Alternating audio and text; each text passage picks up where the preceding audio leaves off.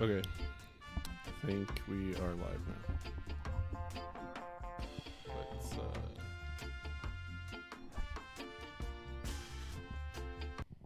stop the music. All right. Welcome everybody to the Alien Soup podcast. You want to go live on that one? What happened? I don't know. Welcome to episode 3. We got a pretty good show for you lined up. We're going to talk about the most recent UFO crashes. We're going to talk about the most recent UFO confirmations. And what else we got? Most recent UFO confirmations. We downloaded an Audible book called the CIA UFO Files, which is basically somebody read and compiled all the files that the CIA had containing the word UFO and pretty much put them into a book. Pretty much everything, I guess, the CIA has released up until this point, because the book was written in 2019, or what? I think released 2019, published 2019. Published in 2019. So we're going to talk a little bit about that, and then over the next few episodes. In this episode, we're going to go from the 1940s and up until 1953. We're pretty much going to retouch on some of the Roswell stuff, and I guess some of the couple other crashes that happened during that time. And then we're going to start looking at the MJ-12 papers. Sorry, what were you saying? Oh, that's what I was going to say. I wanted to go over the shadow government, that tree, and the Majestic 12, those people, and their magic projects, because there was a bunch of them, and they all involved UFOs and ETs. Sorry, let's do that. Hello, TikTok world. This is my and first we're on live TikTok too. Yeah. We're on TikTok now too. So I just want to say thank you, everybody who is on and live, and go to our YouTube at Alien Soup Podcast. Alien Soup. Alien Soup. Okay.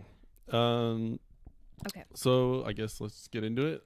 So there's a news channel or news YouTube. They're on YouTube called The Hill. I like them a lot. They're probably one of the most credible news. What would you say? Stations, I guess, channels out there, and they do a good job in covering UFO sightings and stuff like that, or have been doing a good job covering UFO sightings.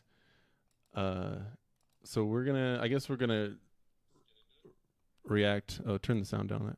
I got it. Okay. Let's see. Hopefully our sound is all good on there too.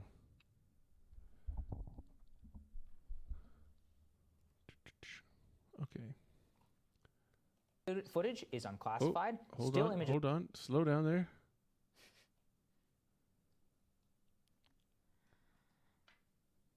I don't know what to do for TikTok. For TikTok? Oh, because they can't see it, huh? Oh my gosh, what is that sound? They can't hear it either. There you go. Yeah, that's going to be something we'll have to figure out. All right, so this is the most recent. Let's go to this view here. This just actually came out today. So we're going to take a look at it. Yeah, we're keeping up with what they're going to be disclosing, quote unquote, for this June release. Yeah, it looks like they're every few weeks they're coming out with something new, so it looks like they're gearing up to disclose something big. But let's take a look at this.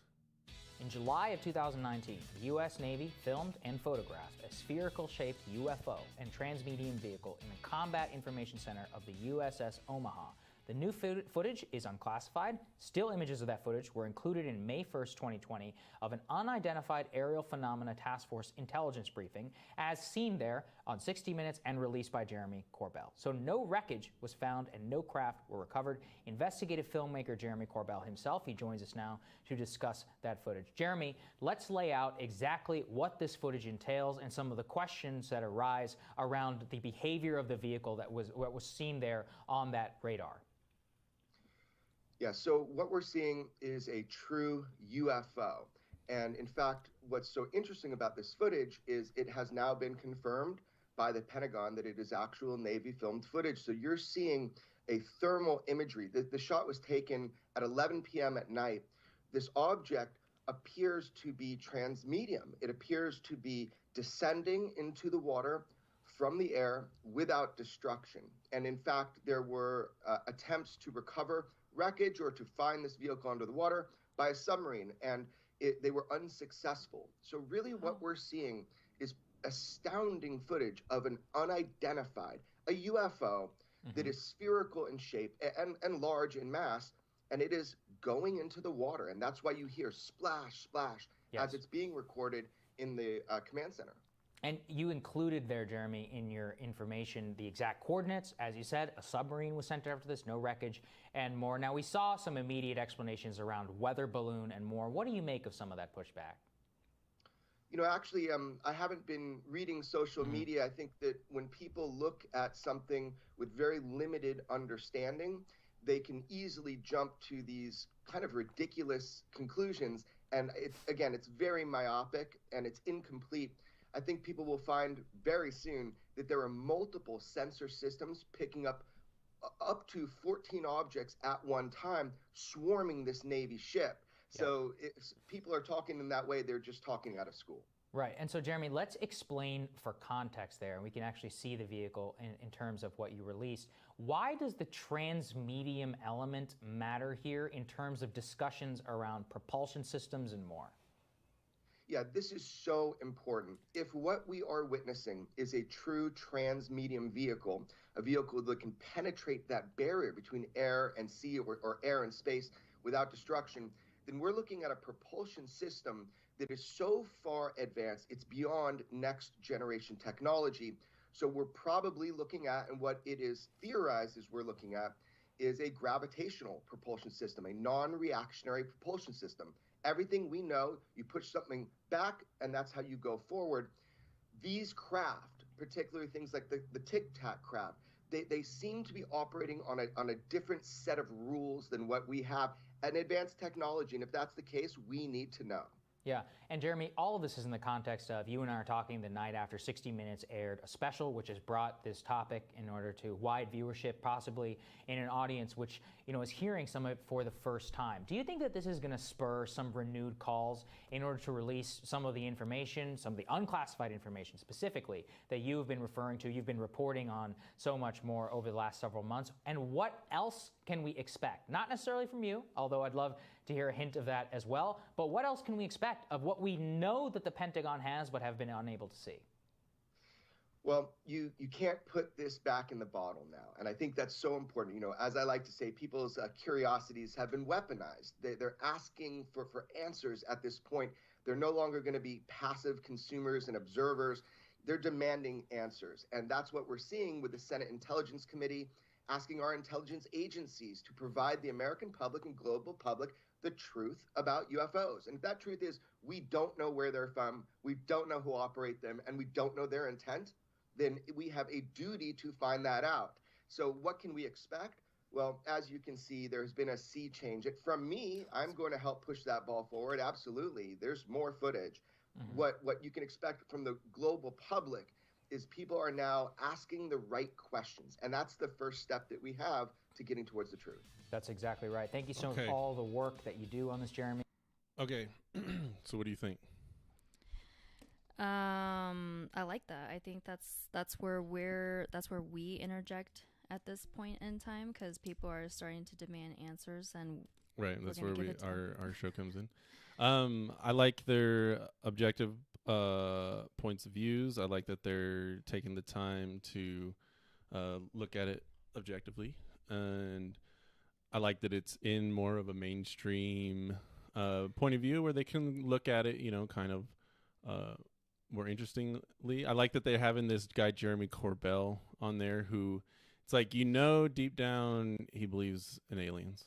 He believes in the deep stuff, but he's like waiting, I guess. He's being neutral about it. As neutral as possible. I think that like after watching him on Joe Rogan, he seemed very worried about people. He wants to be as legit as possible. So I think that he's just being very careful about how this is all comes out. On the other side of it, it's more of the same, right? It's kind of the similar type of video that we've seen. Nothing new. I think for people that have been following UFOs for a while, this is just kind of like, we should have been looking at these things. We know like this. We've seen these 50 things. years ago. Yeah, we should have been talking about this when it was happening back then. Right. But it's good that it's slowly going out into the mainstream media for people who are still asleep to be like, okay. Yeah. So there's another weird thing that's happened that they're talking about. Okay, so what's going on there? And it's Right. just people are starting to ask the right questions. Right. And that's one way that we are trying to fashion this show is we want to start at the kind of the beginning. We know that a lot of people out there have been kind of they've been following this stuff and they've done their own research. They kind of know a lot of this stuff. So I think, but what we're kind of doing is starting at the beginning for the people who are just kind of getting on board. We don't want to freak them out with the most deep conspiracies, and that's just how, I think this is having conversations about it is how we get the ball rolling. Yes. More of us need to be talking about this kind of stuff. Let's go to main cam real quick. Main Ooh, cam. There we go. Oops. All right. Hello. Let's Scott, tell us if there's an echo in our sound. Our resident commenter, Scott. Oh, he said video sound is good. Well, he said that on the other one. If it sounds good on this No one, echo. if he gives us a thumbs up, we're good to go. If not, I got to click a button. But let's see. I guess yeah. So that's cool, right? Yeah. So now we are going to get into what's next. The CIA book. The CIA book that we read. All right. So, who was it written by? Dan, right? And hold on. I'm gonna pull it up. I'll pull up the pictures.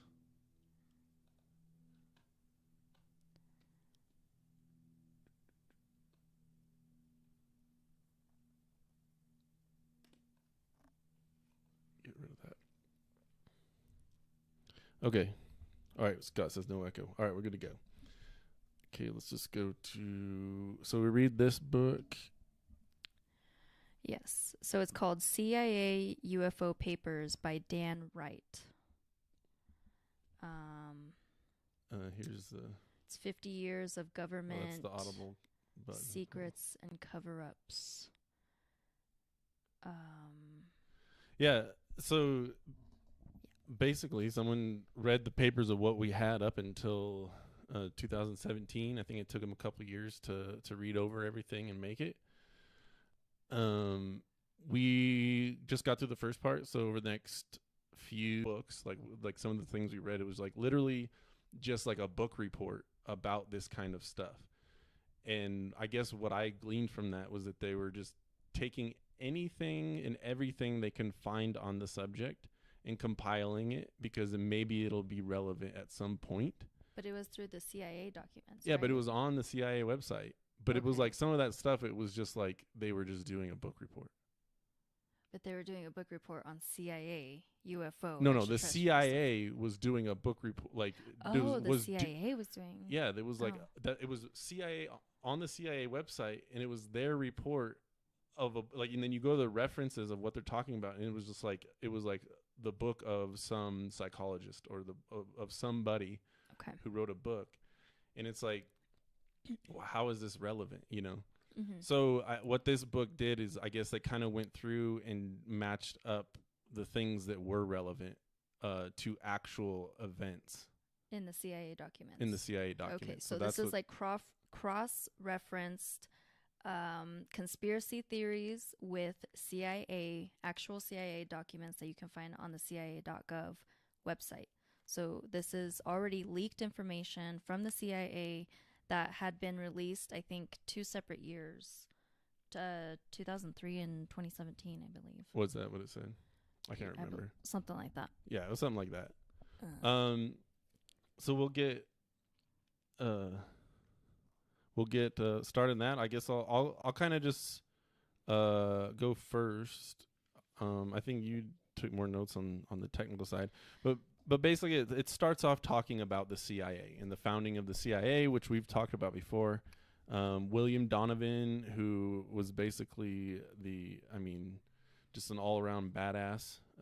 He got every single high-level medal while in the military, and then got out. He was a big-time lawyer in New York, made a lot of connections there, and then afterwards he, I guess, was a what would you call him? Not an assistant, they called him the father of America's intelligence. Right. So he was put in position of the in charge of the OSS, which, everyone should know that was basically the precursor to the CIA. They were the spies, and it was like after the war, the OSS was basically considered illegal, so they had to do something with all those resources, the people and all that. So they created the CIA. Let's see. These are just some notes I wrote down. He utilized propaganda in spying, and he was given access outside of the rules of Constitution. As reports rolled in about flying saucers, the OSS mandate was to investigate anything that could be a threat. And that was something we kind of mentioned in the last episode when we were talking about Philip Corso's recollection of the Roswell incident. They basically figured, if they weren't trying to make contact and all they were doing is watching our military installations and abducting people, traumatizing them and abducting cows or mutilating them, they figured that they must not be here for peace, that they, or else they would have made contact, and they, possibly could be here for war. Or else why would they be watching our military installations? Do you have anything you want to add to that? That's basically it. Yeah. And then it starts talking about the Nazi UFOs. So later on, a German came forward and I guess said that they had a saucer since at least 1941, and it created a bell-shaped craft that was supposed to be anti-gravity. Right? What did you write down for the Nazi UFOs? So there was that young engineer. They were using slave laborers for Project Hero, some hero German folklore. Their UFO was electrical and or nuclear powered. He was part of the 1946 Project Paperclip, where the Nazis shipped a bunch of U.S. Nazi scientists to the U.S. During the years 1945 through 1959, under von Braun. They shipped over 1,600 Nazi scientists, engineers, technicians through the U.S. Army. Project Paper. So then basically, what they were finding through Operation Paperclip was that the Nazis were extremely advanced in their aircraft, in their propulsion systems, and there was rumor that they were trying to build a UFO-shaped device, and and when we get in the later episodes, we can get into more into different crashes. Specifically, we'll get into supposedly there was a crash, I think around 1938, and that possibly was Germany's Roswell, because like we explained in the last episode, they got a bunch of technology from Roswell, like night vision, fiber optics, superconductors, and all kinds of stuff. And basically, it's possible that they were able to get a bunch of technology from that, and obviously got into the wrong hands, and then they felt brave enough to start a war with the world. So that's pretty much, and then from that, Operation Paperclip. Let's see, I wrote there's a Mantanus Spring, Colorado crash. That really was going through tons of crashes. Yeah. After that, like it named probably at least 25 different crashes. Yeah, talked about a lot of like August 1946 in Tampa, Florida. There was like incoming meteors. There's reports of a ghost rocket in Colorado. There was silver fleet of moving objects, of 9 objects. In 1947, just a bunch of stuff that they were reporting. Yeah, it was kind of, after a while, like we started writing it down, but after a while it just kind of got repetitive. It was mostly just sightings, a lot of cylinder shaped UFOs, and they would talk about glowing portholes on the side. Either saucer shaped or cylinder shaped. I guess not too much. There was something about the Mantel. Let's see. Oh, the Mantel Incident. Yeah, General started inquiring about more of these aerial saucers that the Air Force is like, we don't really do that. And then the Mantel Incident happened, which was on January 7th, 1948, at Kentucky National Guard, the State Highway Patrol. There was an hour and a half hours of this red light moving, and it was just a ship going 180 miles an hour, moving around. And this pilot targeted it and started following it, and the object went higher and higher into the atmosphere, and the pilot just kept chasing it. Yeah. Until finally, I guess they ran out of oxygen. There was confusion about whether or not his ship supplied oxygen for the pilot or not. Yeah.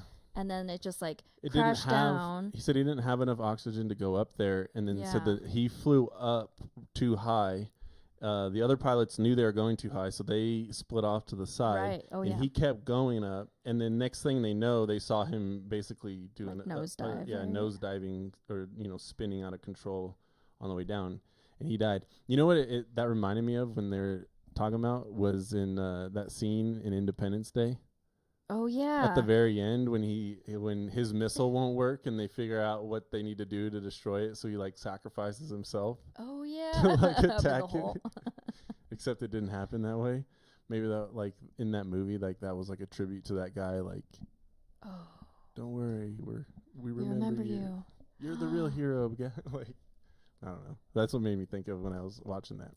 Could be too, maybe he got too close and there's interfered with his instrument.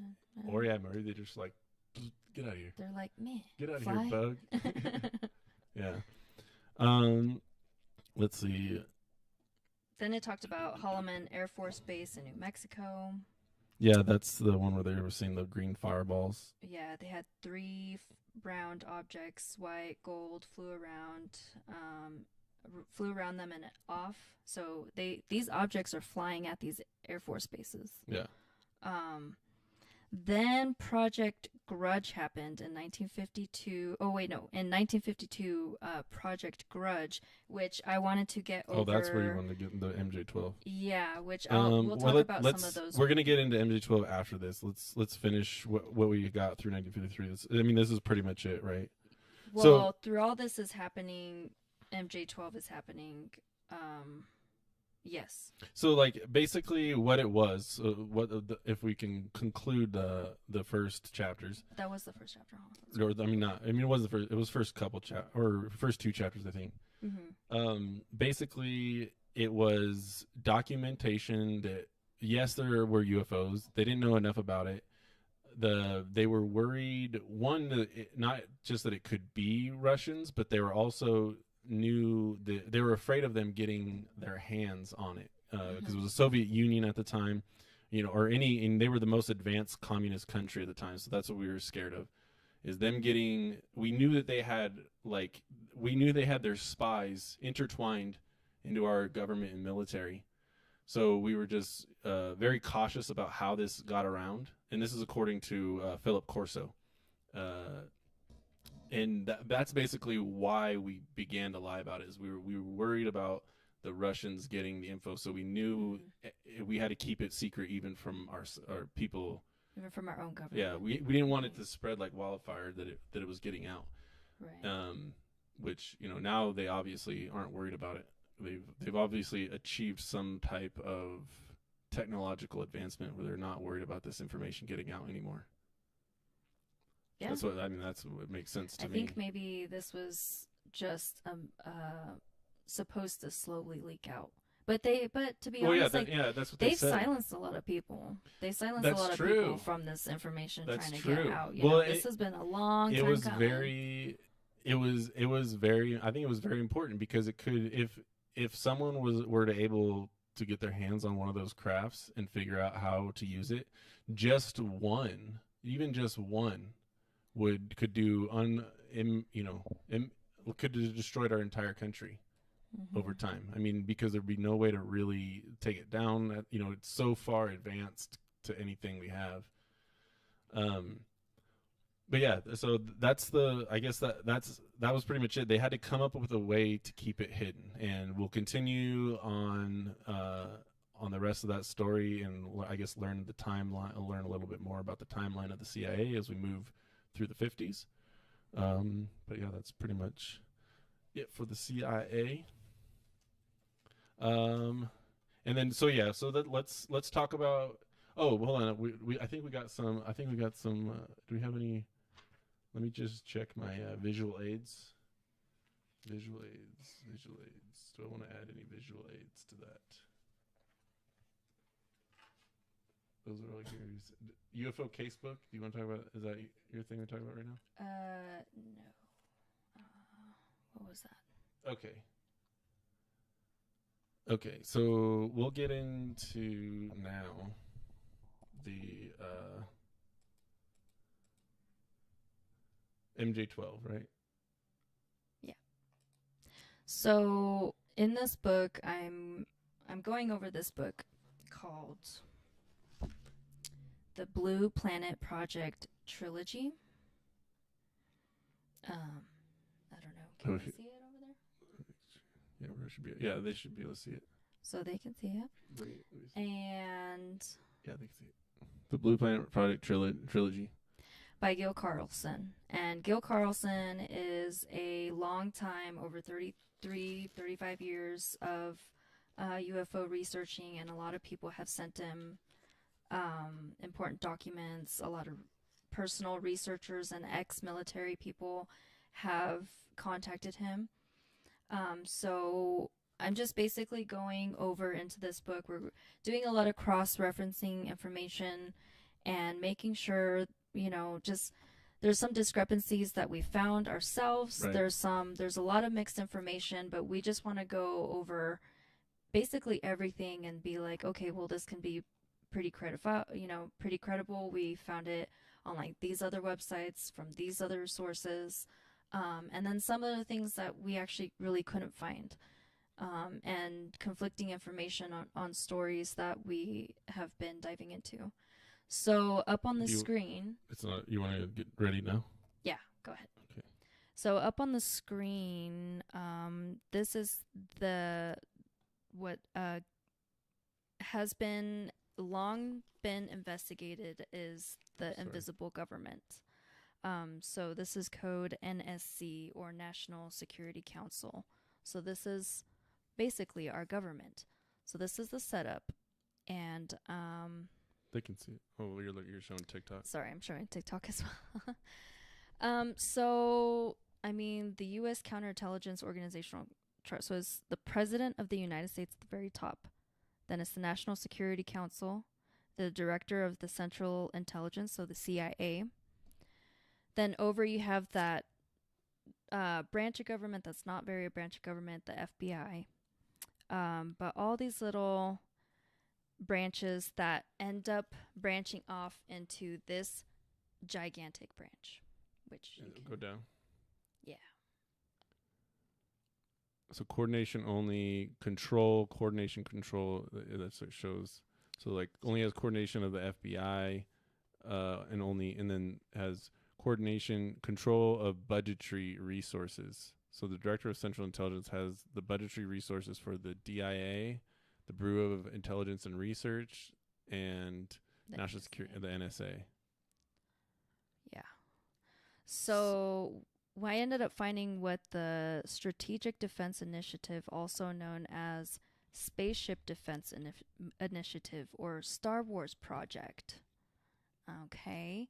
So this is the U.S. Space Counterintelligence Headquarters, which if you start looking through the diagram, there's the NRO, I forgot what they stand for, but the Magic, the CIA Director of Central Intelligence. So this Star Wars city, which is right underneath the branch of the president, the NSA, the NSC, is this Star Wars city in Colorado Springs. Whoa. Which that's the headquarters. And so basically, this is basically how they supposedly how they organized their, I guess, separation of intelligence. Yes. So there's just branches on branches. Star Wars City's in the middle, yeah. Yeah, Star Wars City's right in the middle. And there's just branches on branches of these governments and paid industries. Oh, so it's in Colorado Springs because it has North American Aerospace Command, NORAD. That's where that is. That's like where I think one of our main missile silos is. Ooh. For defense against like nuclear weapons and stuff like that. It also has the Air Force Special Academy. Mm-hmm. What's the 1010 Special Security Squadron? I've never heard of that. Ooh. Consolidated Space and Operations Center, the CSOC. Huh. And then look down at the bottom, Rockefeller Co. Who is that? What the heck? Okay, so then it goes to Rockwell International Enterprises, the Martin Marietta Enterprises, Lockheed. Oh, there we go. There's the Lockheed and the Aerojet Electrosystems, Boeing, and the Teledyne Ryan Aeronautical Inc. And then right over there, what's that? Yeah, what's that? Rockefeller Co. What's Rockefeller doing there? Huh? Have to do with it. What about Fujika Co? Fujiyaka Co. Fujiyaka Co. That sounds like a Japanese company. Hmm. Aerojet Electric Systems, Cayman Industries, Lockheed. What does that say? Boeing, IBM. IBM. Basically all the major companies, conglomerates. Yep. So that doesn't scream money. Let's see, the invisible government. Oh, and then what is he? The National Security Council, Old Executive Office Building. Oh. So it actually has like phone numbers and. Okay, so Operation Majority. Is this what you're going to want to go to next? Or no? So it talks about this Operation Majority, and it has their file codes and everything. And basically what is that Project Majority? Oh, okay. So Operation Majority is the name of the operation responsible for every aspect, project, and all consequences of alien presence on Earth. So then it says that Majesty was just the code word for the president. But they started having all these secret societies. So hold on, down here. Project was funded by the CIA. Then they had money from illicit drug trade, participation in illegal drug trade. The purpose of Project Grudge was to collect all scientific, technological, medical, and intelligence information from UFO. And and identified IAC sighting? IAC. So identified alien crafts. So that's interesting how they have an unidentified flying object code. Oh, an identified alien craft. Wow. And then I have then identified alien craft code. So then wasn't Project Grudge, that ended up becoming Majestic 12, right? Right. Okay. Yes. So, I mean, this kind of has the little back history of how this orderly filed collected information advanced United States Air Force program. They had this Jason Society, which was Jason Collins. President Eisenhower commissioned this secret society known as the Jason Society under the leadership of the following CIA and the Trilateral Commission from 1973 to 1976. Dr. Henry Kissinger. So anyways, it starts talking about these other people that started joining as well, and how it was linked to illegal drug trade to fund it, yada, yada, yada. Evidence. So that's when it started talking about artificial diseases and other stuff that we didn't want to talk about. Oh, yeah. MJ-12 Touchy group. subject right now. Yeah, that's a little touchy right now. The Too Assassination. touchy for YouTube. Yes, and TikTok. MJ-12 group who ordered the assassination of President Kennedy. He was killed by the Secret Service agent driving his car. Now remember, we don't. Some of these claims are just that, claims. The one thing that this book fails to give us is any decent references. Maybe in the back, but we would have to like really. I don't think so, because it doesn't give any like footnotes or anything like that. Sometimes it does, and it does give website links. Sometimes it does have a lot of information, a lot of legal names, like legit names.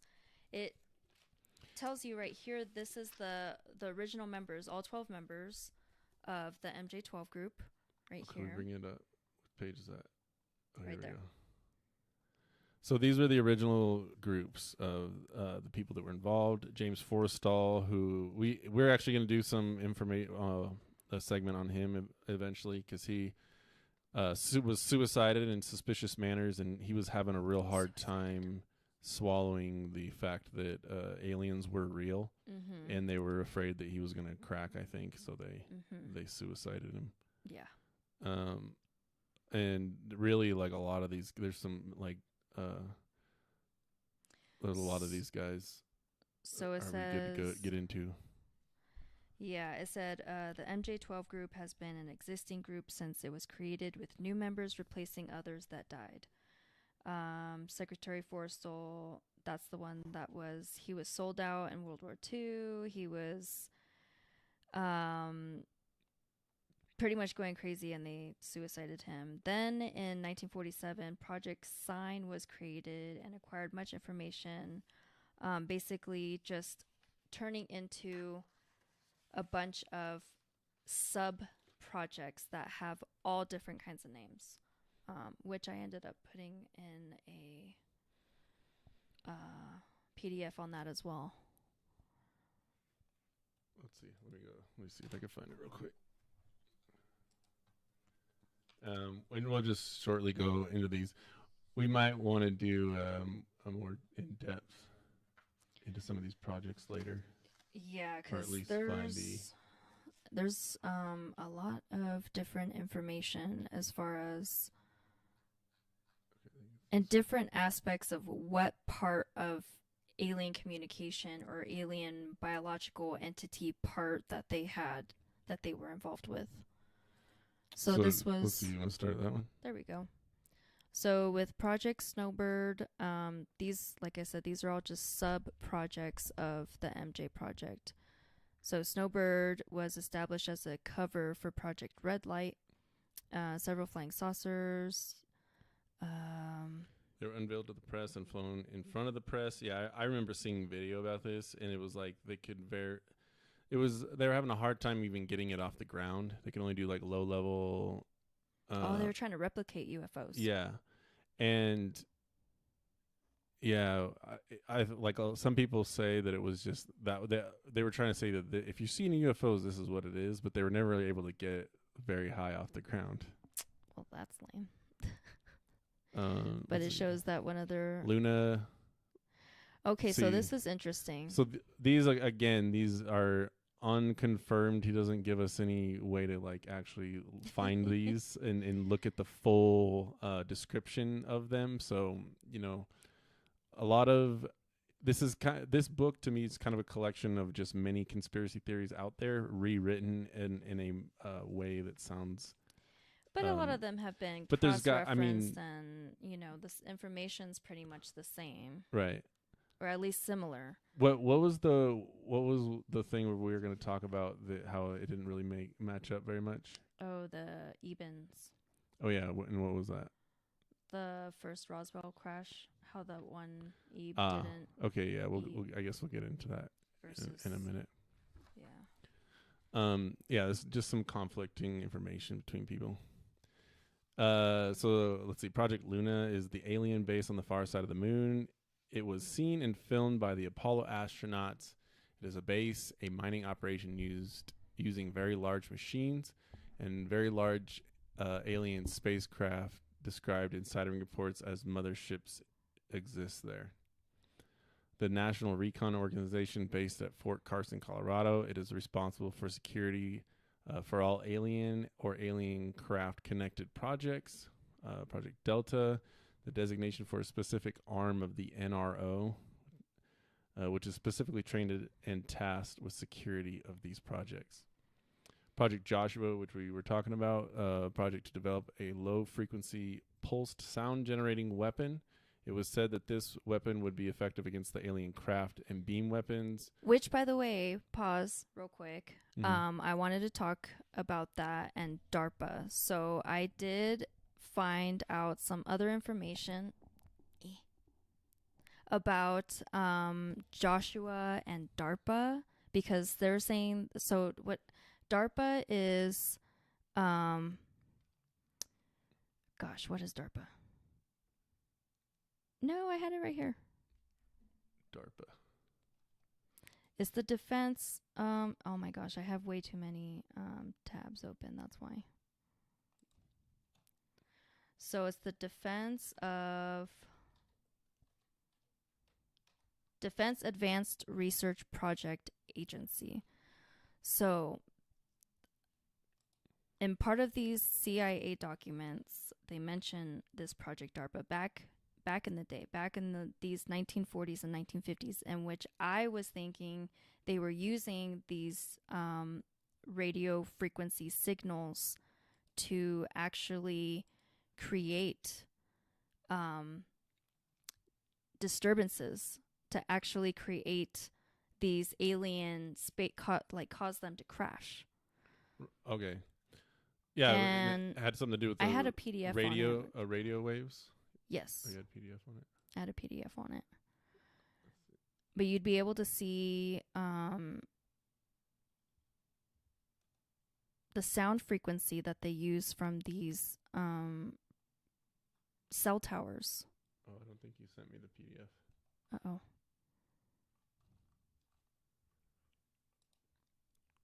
Well, okay, Roswell crash update. That's the one. What page is that? You just have it saved, huh? Yeah. Yeah. All right. Okay, Well, never basically, what it was the radio waves were messing with their controls, or the way the spaceship flew, and I think that what they were able to figure is they were able to kind of take them down by following them with radio waves. Right. So it's called long-range radar. This type is used by various NASA programs to track missiles and satellites. By the use of feedback loops, it's a radar able to target automatically when locked on.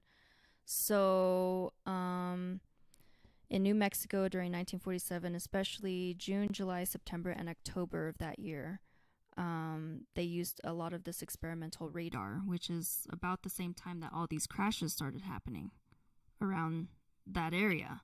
Roswell crash, New Mexico, Arizona. Right. It's also where they were doing a lot of the nuclear testing too. Mm-hmm. So they were, had a lot of military bases, and they was kind of experiencing a lot of crashes, like right after the war. We were doing a lot of nuclear testing still there. So it says this type of radar is capable of producing specific results with catastrophic results to alien identified crafts, AICs, because this caused a total malfunction in the propulsion system of some of the IACs. This special craft works with geomagnetic propulsion. This was the main cause of the crash at Roswell, a collision with two crafts. Geomagnetic malfunction. Anyways, yeah, and then it shows a picture of it, but you guys don't have that. Sorry.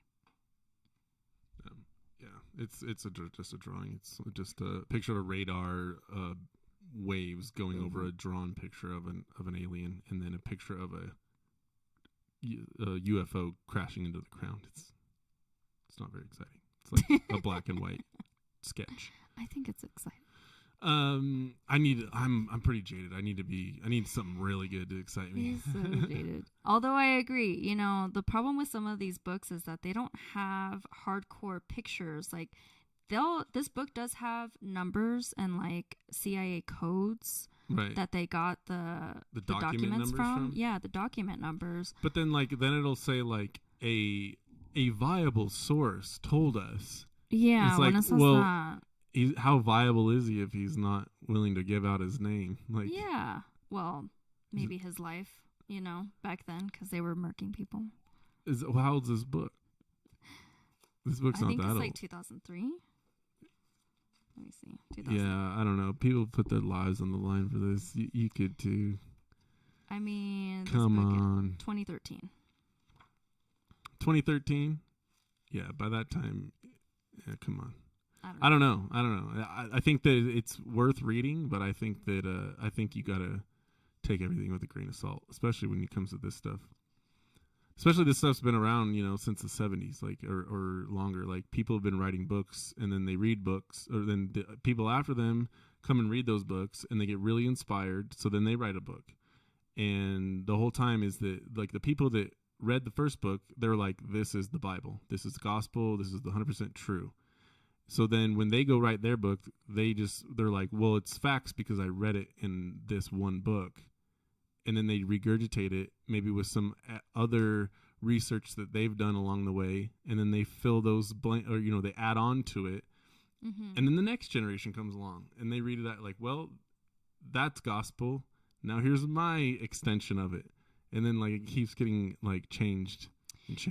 Maybe it's because like more and more people have like connected documents or stories. Like, yes, like, okay, so I've heard this section of that story, that same story, but then I also heard this section. Okay, so then when you morph them together, it kind of makes like, it fills in the picture. They should at least tell us that so that we can make our own decision on it. I think. But now that's what we're doing, because now we're taking. Well, we have to, because too many people are out there saying that they found the gospel. There are too many people out there, but a lot of them.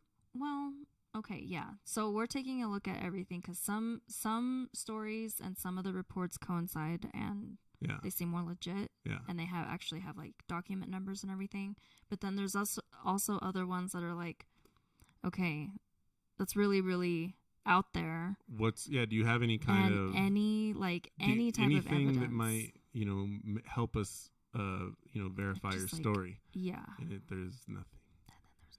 And then okay. There's a lot of stuff I think that's out there that people hear about it. They don't actually take the time to do any research into it themselves. Like what we're about to get into, the different aliens that were found at the crash.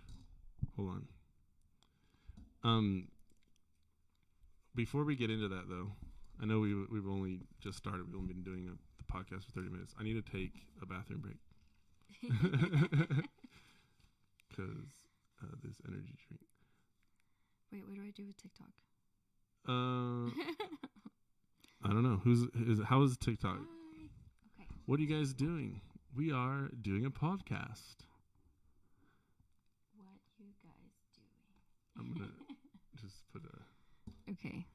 We're gonna take a little like a 3-minute break real quick, and we're gonna get into the UFO crashes Yes. that were sound. Is this a good song? Hopefully this is a song. Okay. Oh. There we go. I can't get too close to my phone, I guess. What happened? Okay. Okay. 3-minute break. I'll be right back. Okay. Less than 3-minute break. Resume live. Okay, so.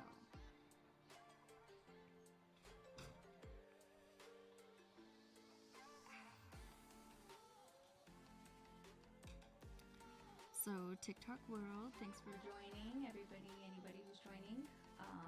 My name's Jessie, and I like aliens and stuff.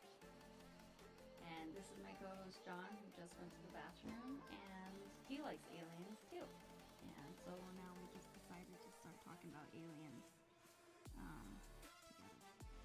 So hopefully you like this stuff, and follow us on YouTube. We are called Alien Soup Podcast.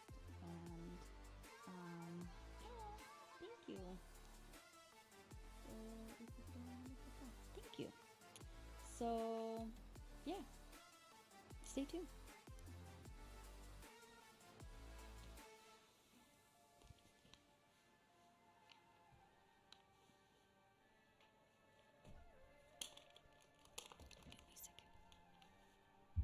Okay, I'm back. Is our music hecka chill? Okay, we resume. I feel much better now. Too much energy drinks in one day. All right, so now this week we researched heavy. We went deep into the subject of the aliens found at the crashes at the Roswell site. Allegedly found at the crashes, because I'll disclaim this right from the beginning. I did not get the information I was looking for. They're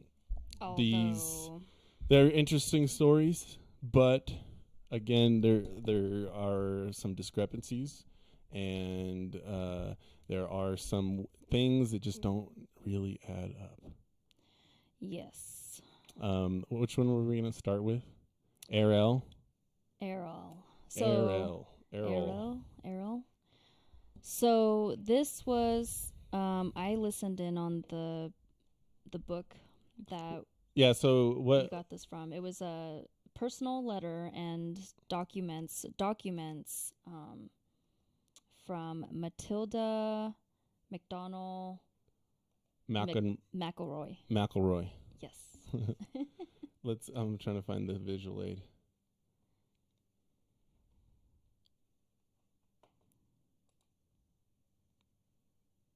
Which we were going to put a link in the description, and I'll try to find a link for it for TikTok as well. But yeah, we're gonna put this link in. Yeah, and this story is so crazy. It's 4 hours long, and it's inspirational to say the least. But we got this on BitChute. This is go follow Arcturian 13D if you want to read this. Little thing. But it's 4 hours long, so we're not gonna play it. I'm just gonna give you the general synopsis. It starts out, the first, I'd say, hour and a half, 2 hours, starts off with the first like 4 interviews, I guess, 3 or 4 interviews, and they're talking about. It's very much interview format, where it's like, what is your name? Like, are you injured? Like, very like stuff that you would like ask a foreign pilot if he had crashed in our country. It's very, very straightforward, not very particular. And then about chapter 5 and on, it stops being an interview and just goes basically into Errol just telling the history of the human people, a little bit of, not too so much about the alien people, but basically like what they're doing there and all that stuff. A couple of the things that didn't make sense to me was that in the beginning of the interview, they asked, like, what do you know about the human race? And he says, very little, not interested, small time. But then it goes on, and then there's 3 chapters about the history of the human race, how the aliens were involved. So it's weird that it contradicts itself. The other thing about it is the book it's not like the original account of it. It's an account made by Matilda, supposedly, at like when she's on her deathbed, pretty much. Or she had made the choice to euthanize herself. Yeah, she says she was no longer in need of her body. Like, right. She was like done with it. It's a very, like, she writes a lot. If that's really her, she really writes a lot about herself, which is interesting. She remembers a lot of specifics about it, but then like she gets very specific on some things and then not very specific on others. Oh no. That's in front of the camera. Well, okay, so what happened is this lady, she is a nurse in the military, and she is assigned to try to make contact with this alien. Like, all right, see, like, poke at it and see what it does or something. Like, try to communicate, say hi. And they just, like, throw her in this room with this alien, and the alien projects these thoughts onto her. Well, first, what it's trying to... The alien...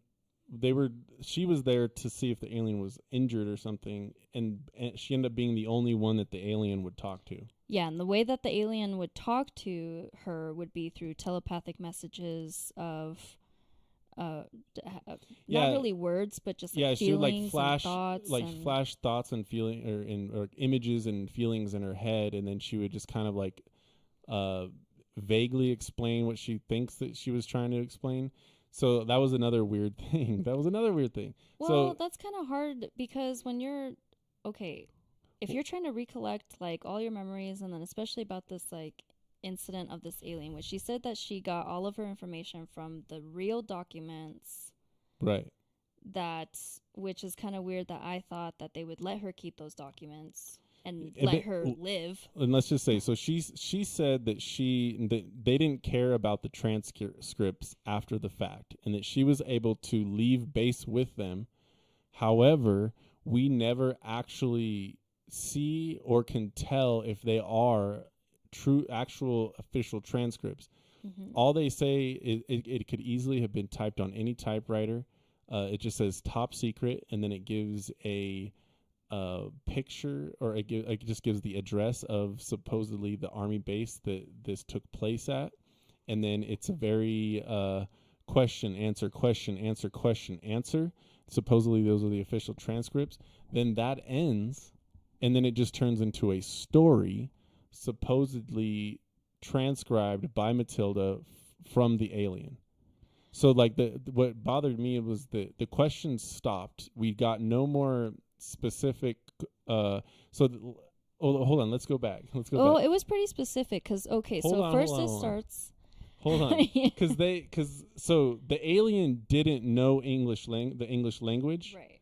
Which automatically is like a red flag to me. So it's like we don't even do that in this country. If you're a pilot and you're gonna go fly over Russia to do some spying, and it's very possible that you're gonna get caught, captured, and exposed, embarrassing the country and be a prisoner of war, you're probably going to learn some Russian so that you can talk with your captors or at least know what they're saying or something like that. And I argued that they don't always make you do that because he was sent to Iraq and they didn't make you learn the language. I wasn't a pilot. I wasn't there was a low chance that I would be captured. It would there's not going to be a position where I might get captured. It would just be like they would just kill you and then that would be it. Like they're not going to capture low level people, but a pilot, a high ranking person in the military, yeah, that's some fodder. And you're also being put in a position where the likelihood of you getting shot down and being a POW is astronomically higher than mine, which I'm not ever going to get shot down because I'm not a pilot. So like if you're sent, like, wouldn't you know a little bit? And then the fact that the book lied. It said that they didn't know anything about our planet and our history and our culture, and when in fact the book literally tells us everything. It basically Well, she could have like interpreted, the alien could have interpreted the question wrong, and she could have interpreted the alien's answer wrong. That's why it's kind of like a hard document to really there's some flaws. try to find. Like, okay, granted, it is such a grand story. I think everybody should go and check it out. But the reason why he's saying it kind of goes from like an answer question all the way to a monologue is because it goes from like, are you an entity? Like, what kind of entity are you? And the alien describes itself as being non-biological.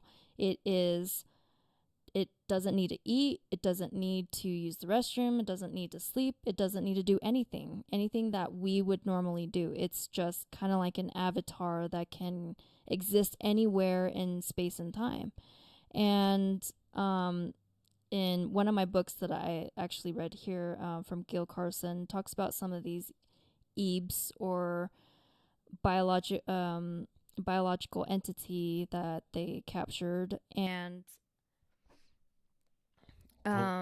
before we get into that, because I think we really want to get into that one.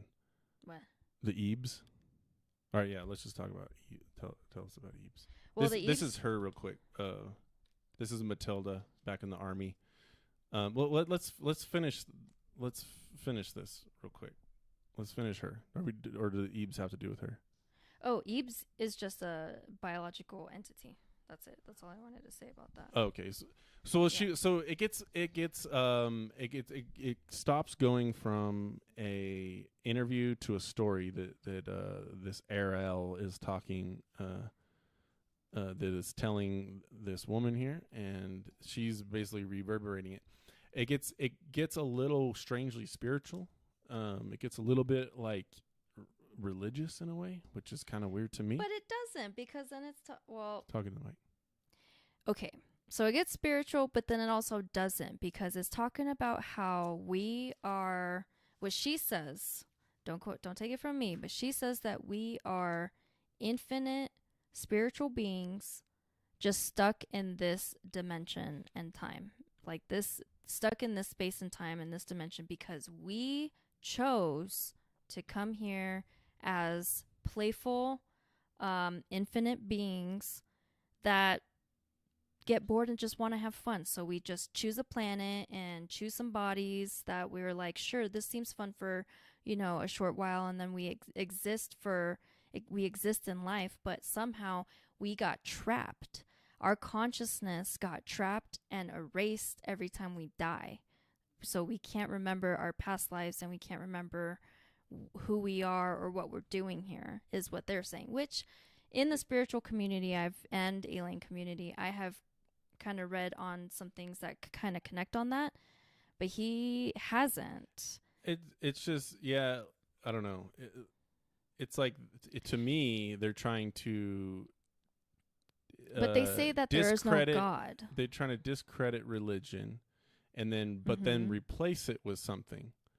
Which I get that there's definitely a lot to be discredited about religion, but the fact that it's, to me, in my interpretation of it, and I think everyone should go and listen to it for themselves and come back and comment and tell us what you think. We'll put the link in the description. But in my interpretation of it, it was like trying to it like assumed that I believed in a organized religion, and then it tried to tear down my belief in said organized religion, and then replace it with their view of a new spiritual religion.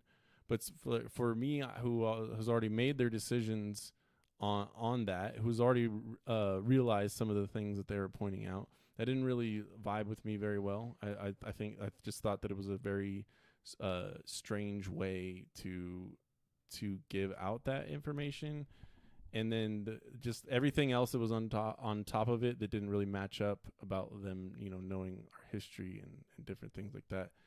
I'm not gonna say that I don't. I mean, you're still hung up on that. I feel like maybe they didn't know like what point in history you were talking about, because apparently we've been here for a really, really long time, is what they were also saying as well, and the fact that they said that they were here before human existence. Yeah. And then they also said that they were helping out human existence. And it's like, well, if you're helping out human existence, how would you not know the language that if you've been here for thousands of years? Oh yeah, that's another thing that you are. And then so let's also mention that they had to teach this alien in chapter 3. They had to teach this alien how to read English by using children's books. You get so caught up in that. It's not they started with children's books to see how quickly the alien was going to start learning. 3 14-hour shifts for it to learn English fluently. Which is pretty quick. Why wouldn't the alien take the 48 hours that it needed to learn, or the 3 14-hour shifts to learn this stuff? It didn't expect to be shot out of the sky from DARPA, okay? Oh my! It didn't expect. I mean, if you think that you're like, so they're this advanced genius alien race and they can't plan ahead. I mean, if you're an advanced genius space alien, you don't expect to be shot down from the sky from radio frequencies because you don't expect us to have that technology. That's pretty stupid of them to not have the contingency factors in place if they in an event. And especially if it's, like they also said that it was like a big no-no for them to even be down there communicating in the first place. Yeah, that's what she said. She said that the alien wasn't supposed to be involved with anything as far as like us knowing what they were doing. So, and then the other thing that said is that Ariel was not a biological being. Right. There was no need for oxygen in the spaceship because they didn't breathe oxygen, because it basically was didn't say a robot. It was just like a non-biological entity that she was basically able to control like an avatar using her mind. Yeah, or you might want to change the screen. Oh yeah. And she kind of explained how they had different avatars to control in different places. The 3 other aliens that were on the craft, their bodies had died, but like basically the energy that was powering these bodies had gone back to their craft, which was located on a space station in the asteroid belt. And pretty far out. It's pretty far out. But that's why I believe it, is because it's like, okay. But they don't give us give us any. Oh, how do they make it? Dude, I can make up that story all day. Star Wars was made up, so actually Star Wars was probably made up on all this shit right now. Maybe. Because I mean, it also talks about, and this is why it's so crazy. It also talks about reports of the moon being a spaceship, Earth being hollow and being a spaceship. And wait, when did it say that? Oh, did it say that? No. I think you're well, it said that it was a human from the future, and I think it was from an original. We're not there yet. You're getting underground base. J-Rod. That's J-Rod. Oh, really? Yeah. Oh, oops, my bad. We'll get to J-Rod in a second. Oh, well, sorry.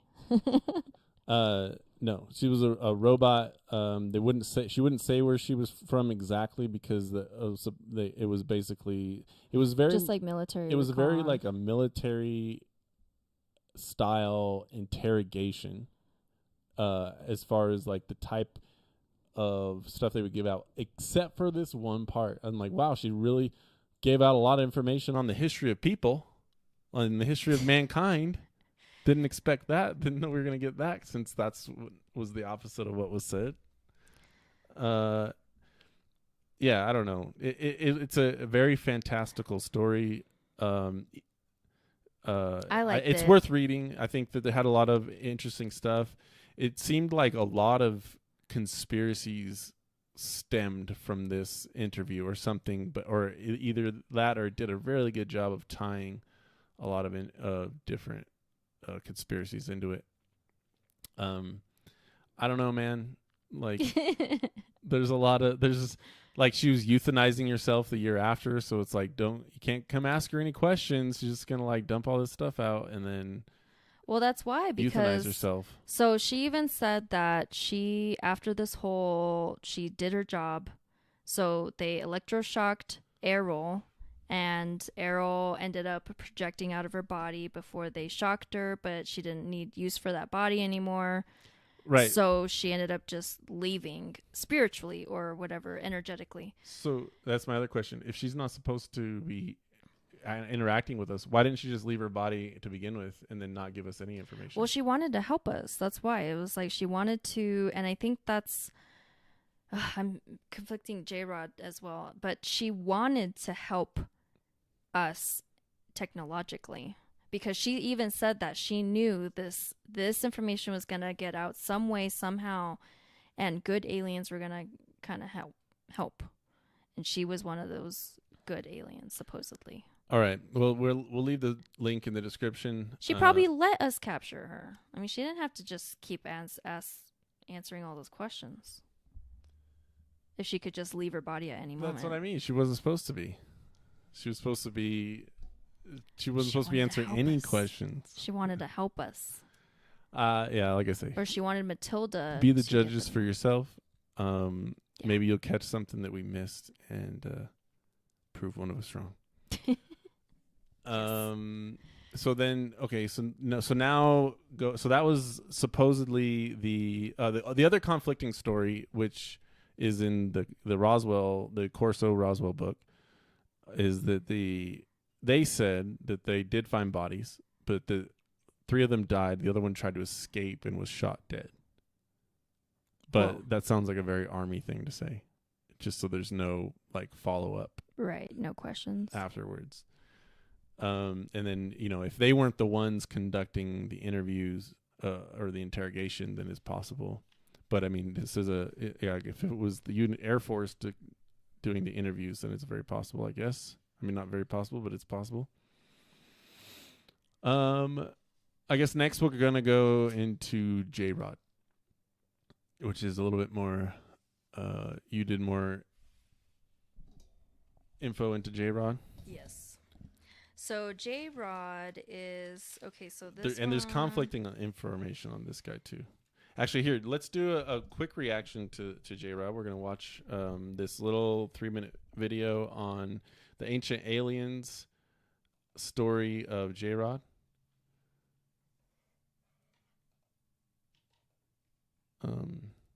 It sucks because they can't hear the video on TikTok, so they don't even know what they're watching. Wait, where is it? J-Rod. Oh, it's on this. Here it is.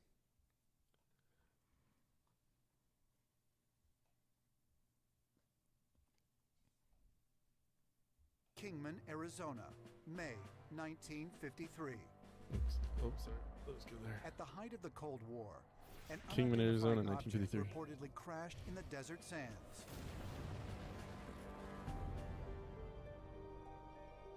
What remained was allegedly sent to America's most top-secret facility, Area 51. But it wasn't until 45 years later, in 1998, that a retired military engineer named Bill Uhouse came forward to make a stunning claim. The military didn't just have the extraterrestrial technology, they had an actual living alien. Uhouse claimed that he worked at a secret laboratory, supposedly in the Papoose Mountains of Area 51 in Nevada, and that since 1953, the American government had an insectoid alien that was working with them. His name was J-Rod. J-Rod supposedly assisted the military in understanding and duplicating the incredible power systems and futuristic technology that was combined and created for the Kingman craft. Shortly after Bill Uhouse broke the story, microbiologist Dan Burish came forward to confirm his claim. Oh, yeah, but according to Dan Burish, J-Rod claimed that he was not an alien. What he revealed was something even more shocking. This insectoid alien, J-Rod, said that he had actually come from our future. It's from our And future. that at some time in the near future to us, there is a catastrophe on this planet. And much of mankind is destroyed. And that mankind splits into two different species. And one of these species goes and lives underground. And while underground, they develop these insectoid traits. Oh Which is shit. exactly what the Oh. Hopi and Zuni and even Navajo legends say. Ant people. That during the transition period between Centipede the third people. and the fourth Whoa. world, Human centipede. this above world of today was not habitable, and they had to go underground and live for some time with what they called the ant people. And you have to wonder if perhaps J-Rod is actually an insectoid human being from our own future. What? Whoa. That's deep. Could the accounts of That's real J-Rod deep. confirm that the Hopi stories of ant people were more than just mythology? And if the so-called insectoids really do exist, is it possible that they are not aliens, but humans from the future? Bum, bum, bum. Dun, dun, dun. Okay. So that's not what that's not what the book says. Blech. So Well, kind of. look, It I does. mean, It's some parts it says. Let's first point out the discrepancy. okay, so the discrepancy was that some of these aliens, they had Oh wait. Sorry, we got a comment from Oh. I Make Music. He said MJ-12 is real. It's crazy, yes, and he says I believe it's definitely real. It's definitely real. it's definitely There's real. definitely evidence that it is real. What they were up to exactly, obviously with aliens, but what else? We need more info. And then he also said, "What do you think of Eisenhower meeting an alien?" I have heard of that. That's something we'll have to the get. treaty. Yeah, Oh yeah, that's right. They I did the heard treaty. about that treaty. Told you about That's it. when that. Okay, we'll get into that. Right We'll about get that. into that. Write that down. Eisenhower We'll get into that and the next treaty. episode. We'll tell the story of the Eisenhower alien treaty that went down. Anyways, so okay, J-Rod discrepancies. So What in that story did not make sense? okay, so this one, no, I mean it makes sense. So this one also talks about Dan Burish and how he talks about J-Rod and the source for this yellow book, which this yellow book has been supposedly what the future of the humans holds. So it kind of goes along with what that video was saying, but it didn't mention the yellow book at all.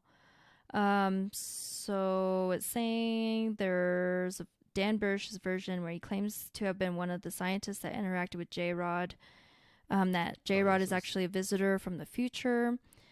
In his version, several gray species would be descendants from mankind, and they would now be visiting us from the future to correct some mistakes that ultimately will have a negative impact on the possibility of the future gray humans to survive. Let's see.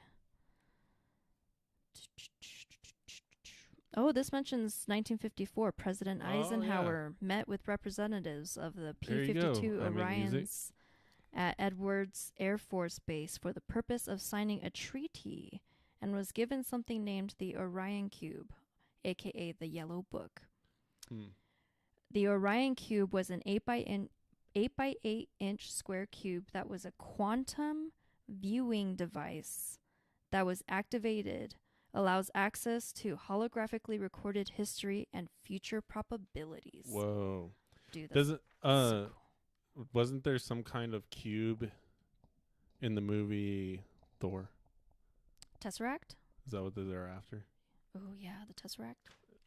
Didn't that have some kind of what kind of powers did that thing have? I think it has to do with that. I think it has to do with different timelines, being able to go back and forth in the future. I don't remember in that movie, honestly. That was a long time ago. It's been a while for me too. But that's interesting. So there you go. There's some information on the Eisenhower, but then like he also supposedly gave aliens the okay to abduct humans and do cattle mutilations With right? that treaty, yes. So it was in exchange for technology, and then we were allowing them to abduct and mutilate humans and cattle No, as no, long as they that's were not cool. as long as they were as long as they were kept under a certain amount. But they found out Yeah, that they were breaking that treaty, right? they were breaking that treaty, and they were mutilating and abducting way more than they said that they were going to be. Right. And they were also So- not giving, they were supposed to give the list and names of who was abducted, and they didn't. And they didn't, right? Like there was like so many more reports, and that were, they were supposed to get like, okay, we're gonna abduct this person at this time on this day, blah blah blah, and there was like so many other reports flooding in that this person got abducted, that person got abducted, these cows got mutilated on this ranch, and they never got Right. cleared to go over there. They weren't submitting the info. Yes, they were. Okay, were so mutilating us. so what never else did does this. J-Rod? What else does it say about J-Rod?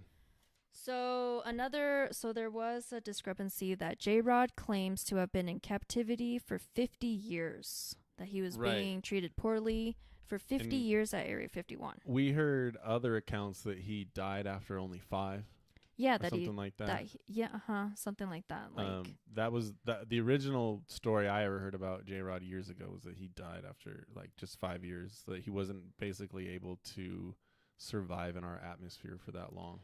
right. But then this book comes out saying that he was with us for 50 years, held against his will, and has been helping us the whole time. Yes. But that just says that without any reference of like, if you want more information on that story, you can go here. It's just like, Well, Dan take it from Burrish had me, this whole I know. he has this whole website that you can go look at all kinds of stuff. But the thing that's interesting to me is that J-Rod has to have a special environment with like 5% more hydrogen and all this other stuff, whereas like in Matilda's story, Errol, that right. So then, Eve didn't need anything. She didn't Uh-huh. need water, she didn't need food, she didn't need anything extra special. so I mean, Nothing. are they from the same federation? Are they different species? I mean, obviously they're different species. So- They're from a different star planet altogether. Yeah. Arrow's from a different, and then So this they're guy just, like, said that he's completely basically different. from the future, Uh-huh. The So I human don't know. from I the think future. that's pretty interesting. an ant-human from the future. An ant-human. That's so interesting. So okay, so then Dan Burrish, he takes tissue samples, which is pretty. Dan Burish. So let's go. Yeah, we did want to get into that. So he was a microbiologist who basically he's led quite an extraordinary life. He's a very, very smart individual who kind of got into he became a doctor at age 22. Here's his website. Hold on. let me He has bring his this- own website.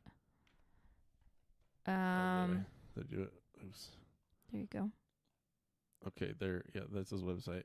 Dan Burris, Masonically approved, Majestic Scion. The unauthorized saga of Dan Burish. So apparently he was basically a government scientist for years, and he was just like, no one even knew about him for like 20, 30 years Mm-hmm. until he finally got done doing whatever he was doing. It says, while under construction, full-size documents. This is the story of how a microbiologist employed by Majestic-12 to assist in discovering the cure for neuropathy suffered by an extraterrestrial J-Rod. So, Neuropathy. It's a type of neuropathy that the alien was suffering from. what is the neuropathy? Like pain, nerves, nerve pain. Nerve pain? Mm-hmm. And like not being able to use your hands and fingers well. See, in an immigration asylum case in the federal court of Canada, included in this submission was the fact that the group, colloquially known as MJ-12, does in fact exist, and furthermore has the highest security clearance known to any government. and furthermore will use that power to deputize any or all federal government agencies they deem necessary to maintain the secrecy surrounding their interaction with entities alleging themselves to be from various star systems, particularly those interactions involved in alleged treaty systems with both factions of aliens. For sake of simplicity, we can call them good and evil because that's is intended what they were. So yeah, which goes along to what we kind of talked about last time. What we're finding out is that there's good aliens and then there's bad aliens. There's aliens that we thought that we could trust and aliens that we thought we couldn't trust and probably should have. Which we're going to also talk about that with Valiant Thor, who is supposedly a good alien who tried to warn us about... Yeah, Valiant Thor. He tried to warn us about some stuff and told us to lie down all of our nuclear weapons and basically gave us hope for a society free of disease and free of suffering as long as we put down our nuclear weapons. And from a military perspective, John will tell you all the reasons why that was a bad idea, which is what we ultimately did. We did not put down our weapons. We continued forward. Okay, first let's just talk about Valiant Thor. So yeah. Valiant Thor is I guess very known in the alien or in the UFO community as him and two other people actually landed their craft near the White House, and people went out there, made contact, and they were like, "We are here to basically take me to your leader," kind of stuff. They did. They told him there was an extraterrestrial. Like they were able to prove it somehow, and and he's from Venus. So, and that's who Valiant Thor is. That's one version of Valiant Thor. Now there's a guy, Phil Schneider, who is this guy. And the other kind.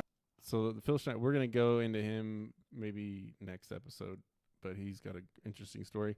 He also talks about Valiant Thor. However, he says that this guy is Valiant Thor. And the other guy, the guy, Dr. Stranger, or I think that was his name, says that this guy is Valiant Thor, or this guy. And that's his brother, who's also an alien, and their other, co-worker, who are there to deliver this information to the people to become a peaceful nation. I guess the same line of War of the Worlds, the old 1950s movie about UFOs that basically says that we need to become a peaceful nation or else we're going to get wiped off the face of the earth. Mm-hmm. With nuclear technology. With nuclear technology.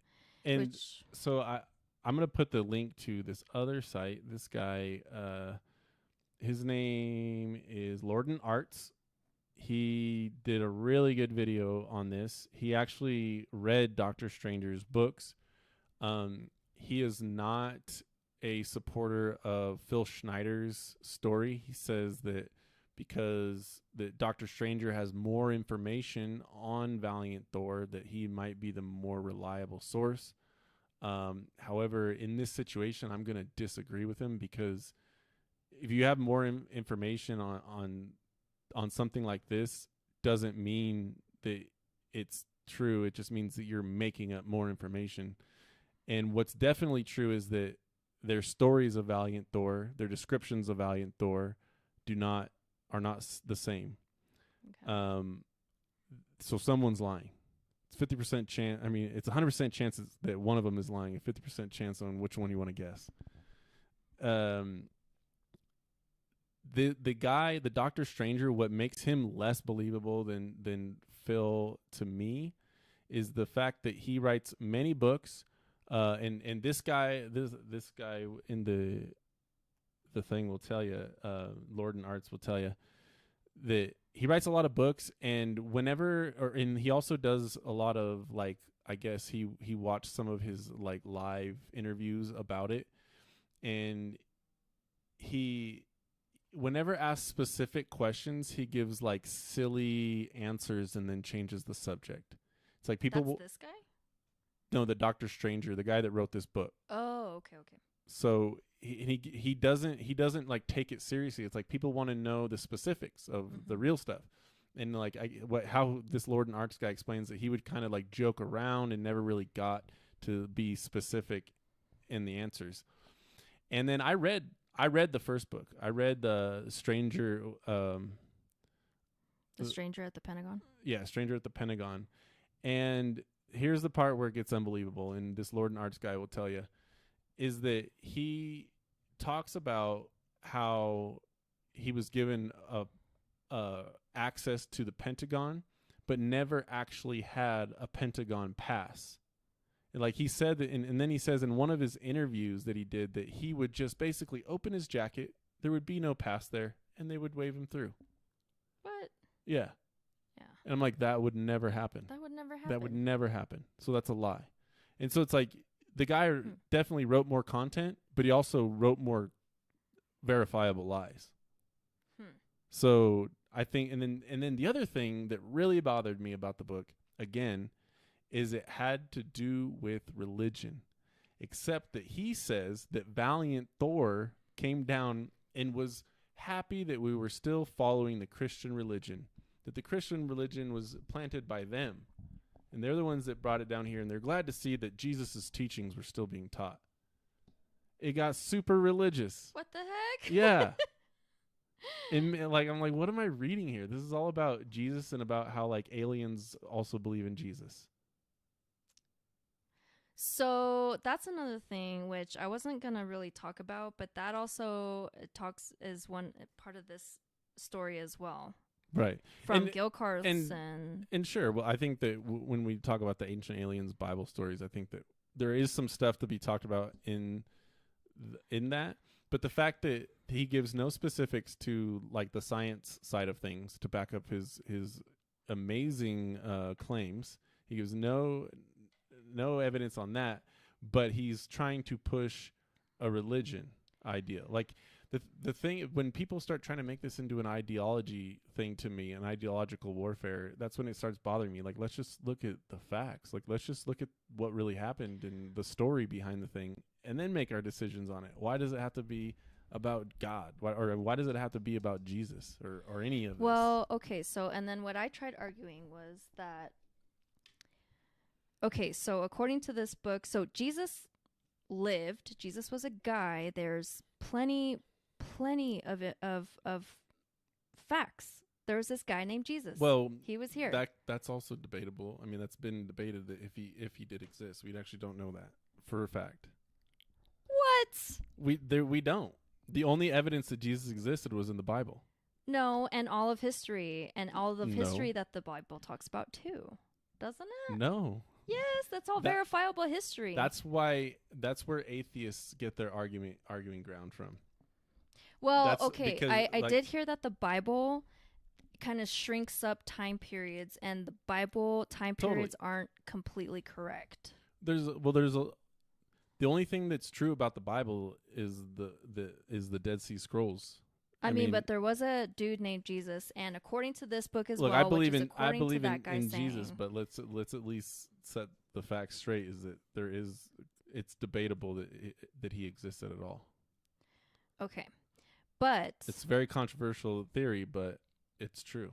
I mean, there really isn't any other evidence other than those Bibles and other history books of where Jesus. There's accounts which again of his were based believers. off the Bible. Well, based off of people, lots and lots and lots of people who have account of this person. Not a lot of accounts. So anyway.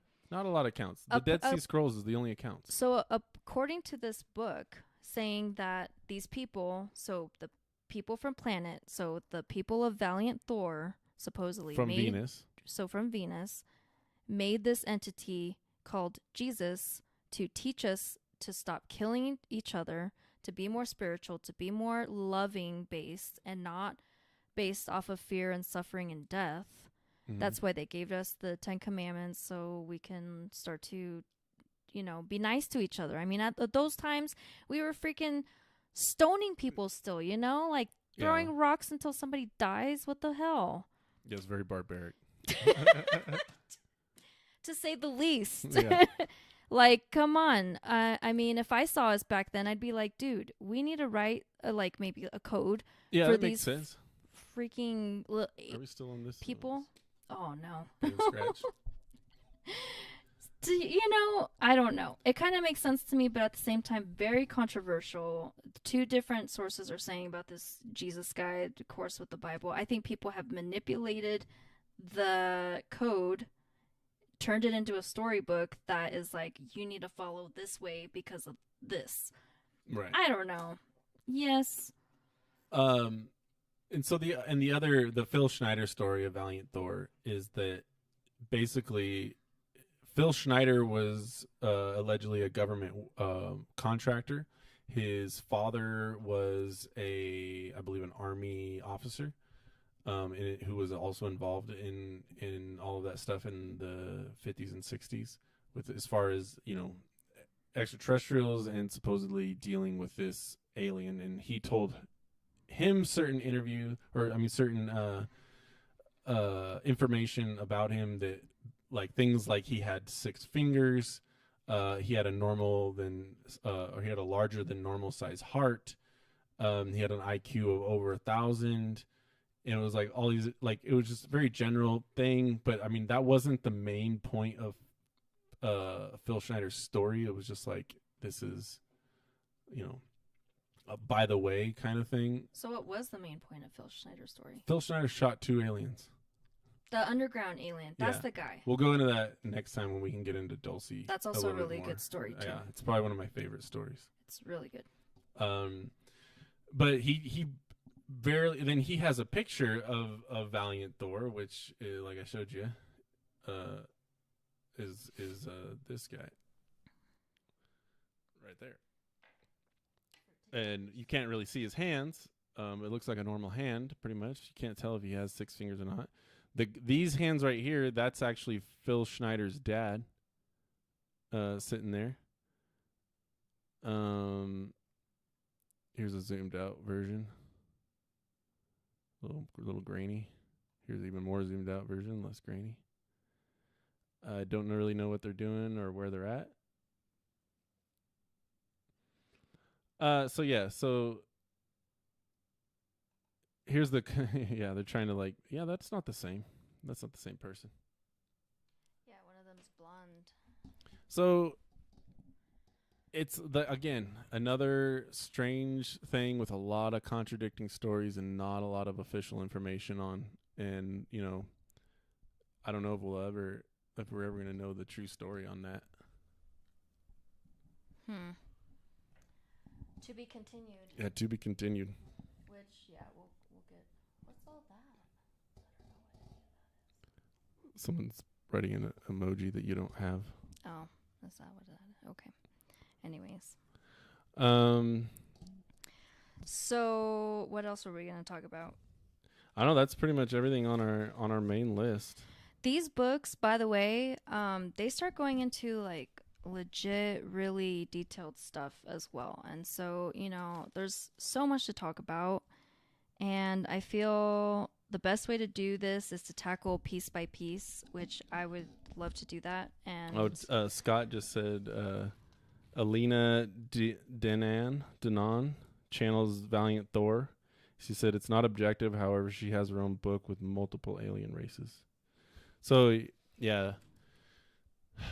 Valiant Thor, it's just because like this guy just wrote these books, and like some of his story, like his thing just doesn't matter. It doesn't make any sense. Like, dude, they're not going to let you walk around the Pentagon without a card and then let you into like the most highest top secret places and just be like, with all these aliens. Whoops. Like wink wink. Like, yeah, right.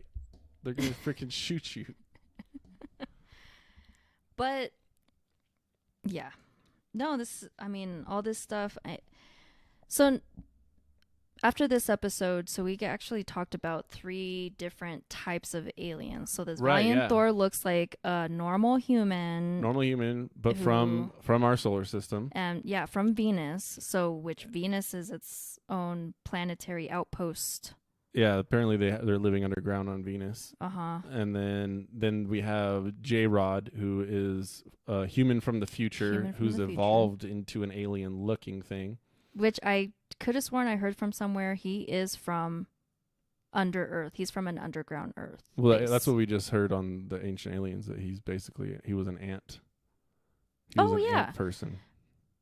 But okay, but I also kind of want to get into Hollow Earth if that's Well, next maybe. next episode, if you're excited about it, we can get into Okay, it. Hollow Earth is like its Hollow own Earth, entity. man, we're taking a huge jump from UFOs to aliens into Hollow But Earth. they say, well, because underground bases, not so much hollow Earth, like with the sun underground. Okay, yeah, I don't know 'cause about that. I do want to get into that eventually, but I think we're still in the too early episodes to be Yeah. getting that deep. Okay, fine. Let's see.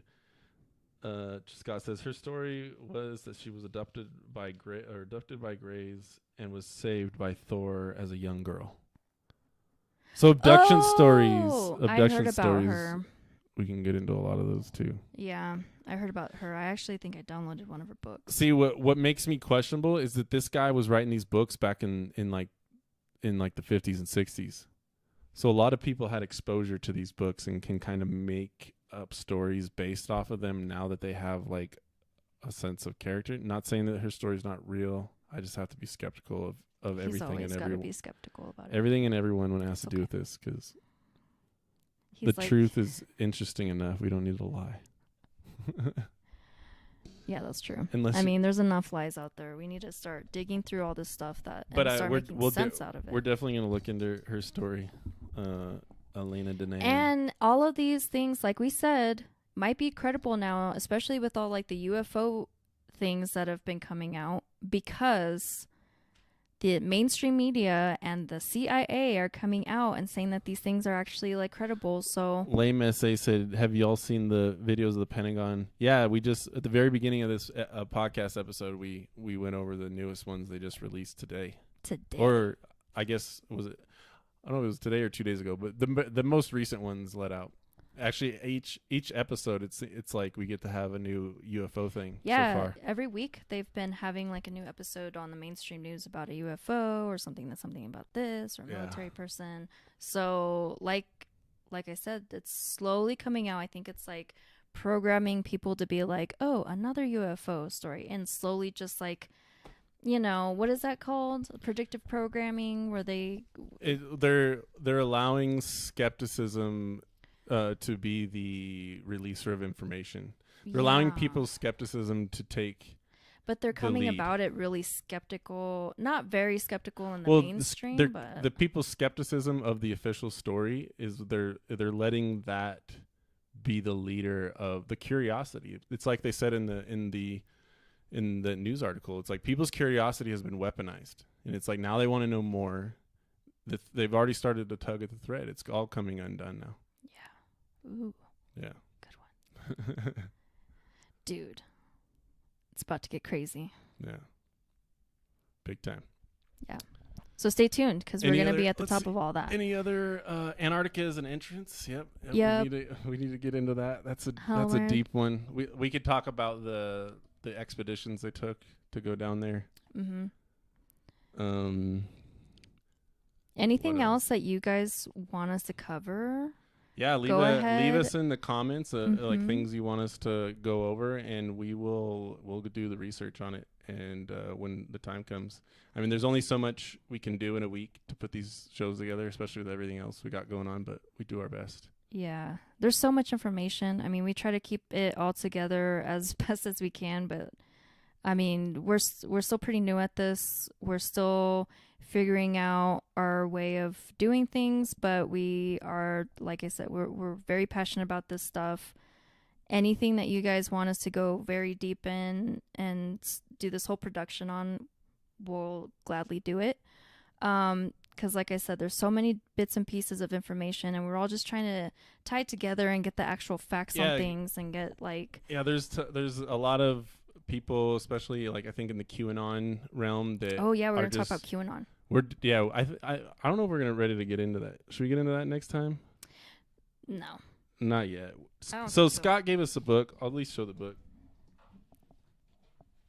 So, the thing about QAnon, I mean, Scott gave us this book, 107, Kid on the Side of the Road, and I've started to read through it, but it's like I can't even go on because there's so many things. It's really well made. I got to give them that. They did a good job on it. And there's a lot of information. Tons of information. I couldn't even get through the first part because it was like I need to go and just research all of this. It does also makes a lot of claims. It's got UFOs. It's got ETs. Everything. I mean, it talks about the shadow government that I was talking cabal about earlier. And old conspiracies, but I want to get a good basis on the UFOs while this stuff is coming out. We're going to get into that, though. I mean, yeah, but it talks about a bunch of corporations and a lot of political aspects of things, too. So we kind of want to stay away from that. We want to stay more towards ETs, UFOs, because all that stuff's starting to like come out where they had just been discrediting everybody. Yeah. No, you're a nut. Because they're saying a lot of things that are easily discreditable. And you know, I got into the QAnon thing a little bit, and they were saying a lot of fantastical stuff that I was really excited about, but then it started to come out that it wasn't true, and none of the people that were these figureheads, these talking heads that were putting out this information that supposedly had these angel anons, these secret information leakers that were giving them out, and whenever they would give out wrong information, no one would ever go back and be like, hey, we were wrong about that. What actually happened was this. You know, we're going to do better about. No one ever did that. They just would go on to the next story. It's like, what is going on here? This is insanity. Like, I'm into conspiracies, but you guys are not doing a good job. Like, you're not doing a service to anything that's actually going on right now. And then I feel like some people, I'm sorry, but some people were kind of grasping at straws with like dates and numbers and all this other stuff, like connecting stuff. And I'm like, what? How the heck did you get that from that? Yeah. Like what? And I know that it's supposed to be encryptic and like all this like, you know, code word and stuff to make it cool. And it's like, I enjoy that. But I don't get how you're piecing this whole fabricated story based on this. Or these couple things, you know? It's just... I mean, like, They had a lot of people fooled. They even the people that were in charge said that there would be disinformation put out. But one thing that I really did like is that even if it was some big old psychological operation, I don't mind, because it really turned on a lot of light bulbs for people. It woke people up to this stuff. And it woke people up to be like, yeah, that's right. I heard something about like that too. And then, they started connecting dots, and these companies are mixed with these companies, and all, like, it's just this whole thing. Yeah. So we will get into it. I don't think the saga of QAnon is definitely not over. So maybe we'll wait till I think something else is going to happen with it. I think something else is going to happen. So we'll get into it, but we're going to see if there's some kind of conclusion. I don't think the storming of the Capitol is the last that we're going to hear of QAnon. That was staged. Yeah, definitely was staged. I don't know. I think that's it. I think this is a good spot to end the podcast. Yeah. If you guys want to follow us on Jessie's TikTok, follow us here on YouTube.